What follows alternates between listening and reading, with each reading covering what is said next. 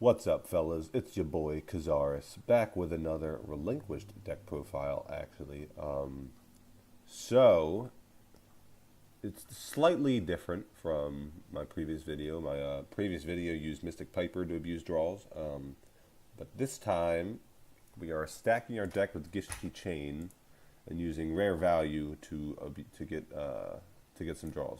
So Transcendent crystals. I was playing 3 Pegasus before. However, I don't know. I'm back and forth on 3 and 2. Like, you don't want to draw it. With 3, you draw it more often. But like, if you draw 2, then it's hard. If you play 2 and you draw 1, then it's hard to get the rare value draw off. So I guess in a sense, I don't know. Either way, it's brickier. But like, as soon as you see that rare value draw, it's like really good. So cool thing is, like, you can activate Transcendent crystals and then you summon the Gishki Chain and then you stack your deck. So if you don't get a Relinquished or Black Illusion Ritual in the top 3, then you can't add any, but you can at least stack the top 2 draws that you're going to get with rare value, which is really cool.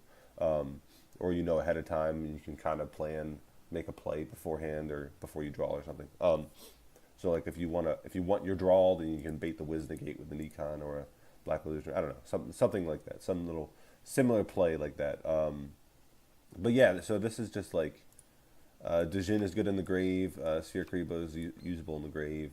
Dump any excess chains or Black Illusion rituals, stuff like that. So yeah, so I was trying to find a way to abuse the Transcendent discard more. I tried a 30 card Silent Magician variant out of just because that's how memey I am, and it was bad. So yeah, so that's the deck profile. Let's get into some duels here for you guys. I have a couple replays, a win and a loss. The loss, I just want to talk about what I could have done differently, since I had a good read on what his back row was. So this is a battery replay. He almost wins. It's a very close game. If a few things have gone differently, I probably would have lost horribly, but they don't. So Mako, I like Mythic Depths. Like, I'm back and forth on Beatdown and Mythic Depths for battery because the situations where you need Mythic Depths, like, Beatdown also works. So like against a Wisdom defense mode, against a for hire player who doesn't have any back row, like, your Industrial Strength is going to be at 28, so it can't clear the Wiz, and they don't have any back row. So Industrial Strength allows you to pop your Mythic Depths and their Wiz. But with Beatdown, it's the same situation. Like, they don't have any back row, but now you're just 2,900, and now you can just attack over the Wiz. So in like a format where you can't use the same skills, Beatdown for hire and Mythic Depth batteries is fine. Like, you're forced to play Mythic Depths here because I'm not gonna not play Beatdown in for hire. So I don't know. It's like Mythic Depths and Beatdown are pretty interchangeable. I think I really can't think of any situation where you're gonna want Mythic Depths over Beatdown. So I'm gonna Transcendent crystals here since I have both chain. Now I'm gonna stack my deck.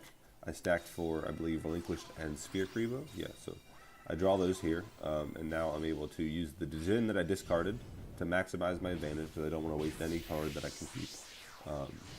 So summon my Trap Immune Relinquished. Now I'm going to take this Solar and attack. So Wall Disruption, but Relinquished is Trap Immune, which is awesome.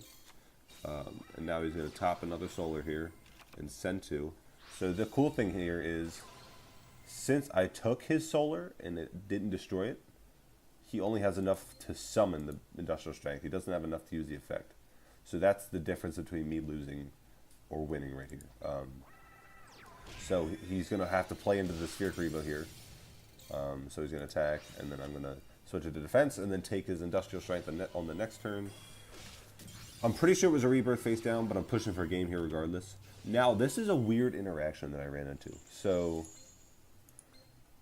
on summon, on the summon of a Thunder, this Battery Man will trigger to summon a token, and this one will trigger to send a Battery Man to grave. However, we both end up with the token here, which is extremely confusing to me. I really don't understand what happened. Like, it activated 2 times, or maybe that's a bug or something. I'm not sure. I would like to know, because it really, I'm pretty sure I should be the one that ends up with the token because it resolves on my side of the field. But I just don't know how that works. So luckily I top deck the chain here to clear his field and give him only one turn to draw Industrial Strength, but he doesn't. So the very, very close game there. I could have gone either way. He was playing 3 Industrial Strength as well, so he didn't really get a chance to draw his second one there, since he thinned his deck with Seahorse. Now we're going to get into a for hire matchup here.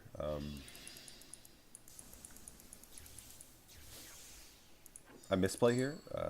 It's a very slight misplay, but it cost me the game. I just want to go over what I could have done differently.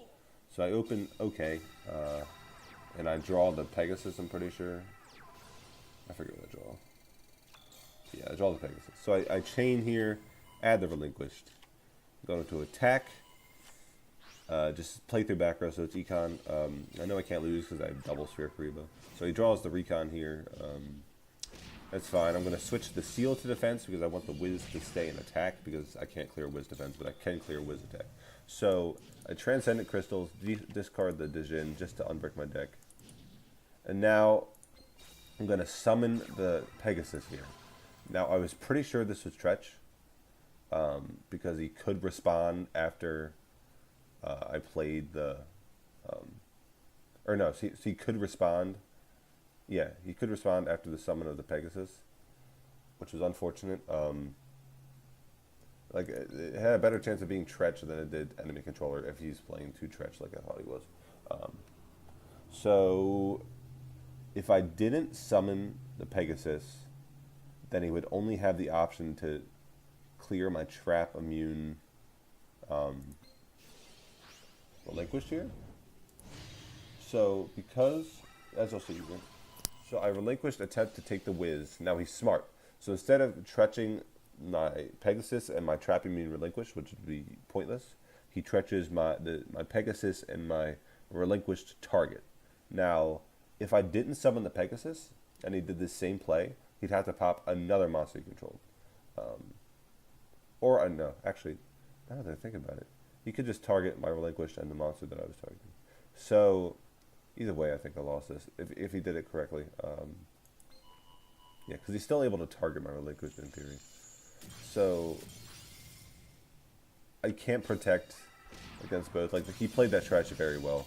Like, that Tretch is poorly timed. And now I stall here just in case I can draw into rare value, and then I get another 2 draws, like another chain, and then, like, if I got chain Relinquished or chain Black Illusion Ritual, and then the chain revealed the other missing part, then I could get another Relinquished summon. And if that's what I think it was probably either Widespread Ruin or Wall of Disruption, because I viewed his deck afterwards. But yeah, that was just a very unfortunate game. Like, I don't think, now that I think about it, I don't think I could win, actually. So yeah, let's do a quick little duel here. Hopefully I can show you guys the rare value Gishki Chain stack draw combo. That I think is really cool. I kind of just figured it out.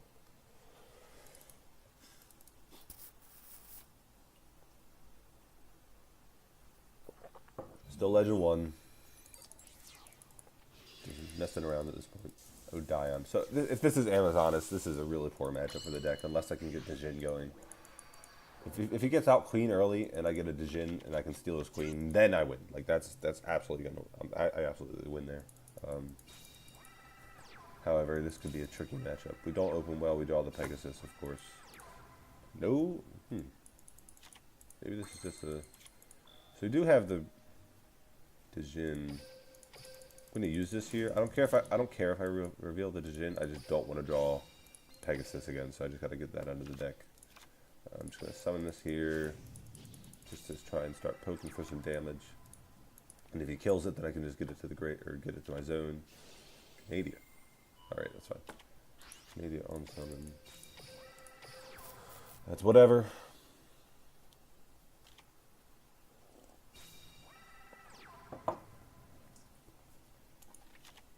I'm going to draw here. Reflip. Double Sphere Karibo. Okay. That's okay. Sure. Just waste all your traps on my Crystal Beast Sapphire Pegasus, please. Get all that shit out of here. I want to see the chain. I have... Technically, I have 3 Relinquished and 3 chain left in the deck. So I have a pretty... not quite half chance of getting into Relinquished. He draws it, so it is Amazon. It's like I thought. He draws the princess here. My friend sent me a Steam message. He's going to add the onslaught to hand. Now, if we can get Trapping Me and Relinquished out, nothing matters that he has, because I'm still 1200 defense. Nice. Ooh. Now, I could econ take. So here's a few options I have. So I could econ take and then attempt to crash. And then if he has a monster in hand, he has an onslaught summon. I have double Sphere Karibo. I'm not losing this game right away, at least. I could just Relinquished, take the Jin,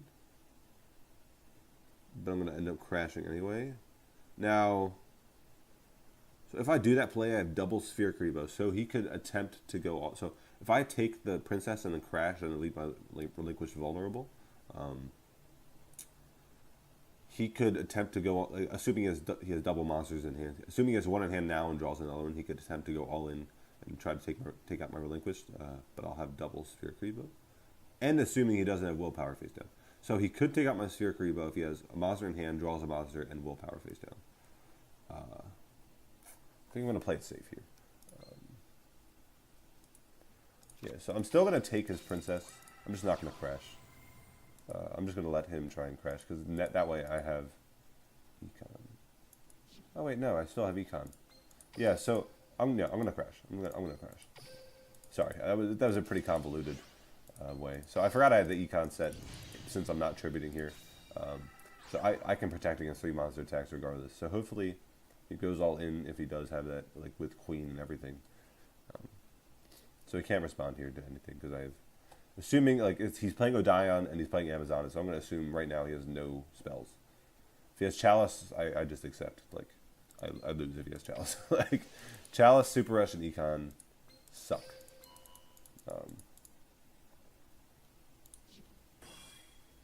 Here we go.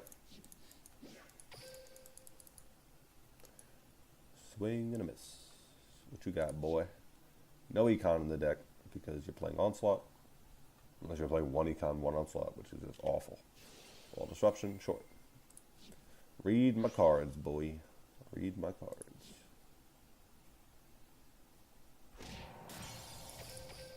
Alright, let's see what he does here. So the middle card could be Willpower. I think we know the right card, or the card on the left is Onslaught. So yeah, that middle card could be Willpower. Let's see what he draws here. I'm gonna assume he has a. Okay, so that was a back row that he had in hand. I'm gonna assume he draws Swordswoman here. That would be a safe assumption. That's the best chance he has of drawing. Nothing. Oh, no, okay. I almost said nothing, but I forgot Onslaught special. So he's gonna go for the special summon here. Okay, so it's Princess. So he's gonna search the Willpower here, unless that other back row was Willpower. He could just search the second Onslaught, which he does. So this one on the right could be Willpower. Like there's a chance that it could be Willpower. I was going to attack. Going to turn off my toggle so that. So I'm going to Sphere Karibo here, but I'm going to turn off my toggle so that he doesn't think I have another Sphere Karibo. That's just. I mean, he could just assume like there's another back row here, but that's safe practice. Like when you have no back row and double Sphere Karibo. Just you want to bait another attack. You don't want them to think you have another Sphere Karibo, because if you use Sphere Karibo without turning off your toggle, then the other one will give you a delay as well. So I'm gonna just Relinquished here. He already used a Wall Disruption, so I'm gonna summon the chain here without fear. Yeah, I'm just gonna start swinging. This episode's getting a kind of long, so hopefully we can end this quickly. Chain. Hopefully I reveal.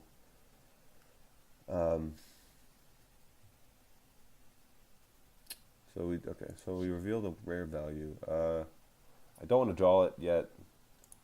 I want to draw the Sphere Karibo first in that order. Like like that's the thing I love about Chain. Like even if we don't search with it, like at worst I'm stacking my deck to know what I'm drawing. So I can try to plan to get my Crystal Pegasus destroyed by the turn 3, so that I'm drawing the rare value. So like even like over the next 2 turns, if he starts to clear my field, I know I'm getting a rare value draw, so I know I can win my way back into this game. So he could, if he specials an attack here on this attack to block it. Oh, okay, so that one on the right was willpower. Cool. I'm going to econ take here. Force the onslaught if he has it. Force the onslaught summon if he has a monster. So this is pretty cool.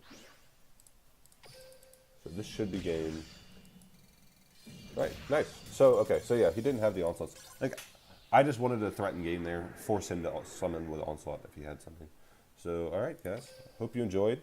That's how the deck functions. Like, as you can see, like, I got the Jin up against Amazonas, and there was nothing he could do because he wasn't.